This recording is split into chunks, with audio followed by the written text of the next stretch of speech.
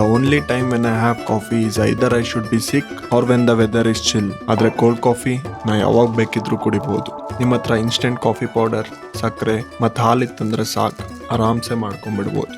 ಮೊದಲಿಗೆ ಒಂದು ಪ್ಲೇಟ್ ತೊಗೊಂಡು ಕಾಫಿ ಪೌಡರ್ ಮತ್ತು ಸಕ್ಕರೆ ಹಾಕಬೇಕು. ಇಲ್ಲಿ ನಾನು ಫ್ರಾಥರ್ ಯೂಸ್ ಮಾಡ್ತಿಲ್ಲ, ಮತ್ತು ಆ ಫ್ರಾತ್ ಕ್ರಿಯೇಟ್ ಮಾಡೋಕ್ಕೆ ಇದಕ್ಕೆ ಸ್ವಲ್ಪ ಬಿಸಿನೀರು ಹಾಕಿ ತಿರುಗಿಸ್ತಾ ಹೋಗಬೇಕು. ಗೊತ್ತು ಸ್ಟಾರ್ಟಿಂಗ್ ಬರಲ್ಲ, ಬಟ್ ಈ ಥರ ಮಾಡ್ತಾ ಹೋಗಿ ಒಂದು 5 ನಿಮಿಷಕ್ಕೆ ಫ್ರಾತ್ ಕ್ರಿಯೇಟ್ ಆಗುತ್ತೆ. ಈ ಥರ ಕನ್ಸಿಸ್ಟೆನ್ಸಿ ಬಂದಮೇಲೆ ಇದನ್ನು ಸೈಡಿಗೆ ಇಟ್ಟು ಒಂದು ಜ್ಯೂಸ್ ಗ್ಲಾಸ್ ತೊಗೊಳ್ಳಿ. ಇದರಲ್ಲಿ ಅರ್ಧ ಮುಕ್ಕಾಲು ಭಾಗದಷ್ಟು ಐಸ್ ಕ್ಯೂಬ್ಸ್ ತುಂಬಿಸಿ, ಆಮೇಲೆ ಫ್ರಾತ್ ಕ್ರಿಯೇಟ್ ಇದನ್ನು ಹಾಕಿ. ಇದೇನು ಅಷ್ಟು ಜಲ್ದಿ ಬರಲ್ಲ, ಸೊ ಜಲ್ದಿ ಕೈ ಯೂಸ್ ಮಾಡಿ ಹಾಕೊಳ್ಳಿ. ಪ್ಲೇಟಲ್ಲಿ ಇರೋದೆಲ್ಲ ಬಂದಾದ್ಮೇಲೆ ಇದಕ್ಕೆ ಚಿಲ್ಡ್ ಮಿಲ್ಕ್ ಹಾಕಿ ಫಿನಿಶ್ ಮಾಡಿದ್ರೆ ಆಯ್ತು. ಲಾಸ್ಟಲ್ಲಿ ಸ್ಟ್ರಾ ಹಾಕಿ ಒಂದೊಳ್ಳೆ ಶೇಕ್ ಕೊಡಿ. ನಮ್ಮ ಕೋಲ್ಡ್ ಕಾಫಿ ರೆಡಿಯಾಗಿದೆ.